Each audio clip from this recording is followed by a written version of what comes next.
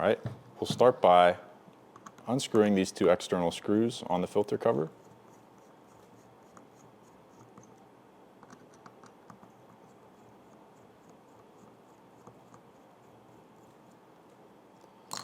We'll remove that out the side, and then we also want to remove the filters and O-ring in the back of the housing here.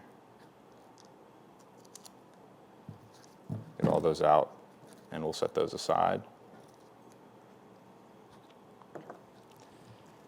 We'll get our replacement filters in, install those starting with the paper filter laying down flat in the center,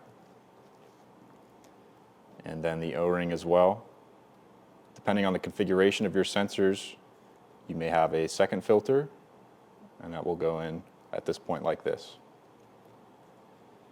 Now, we'll use our replacement filter cover, line it up in place, and torque this down to the value specified in the product manual.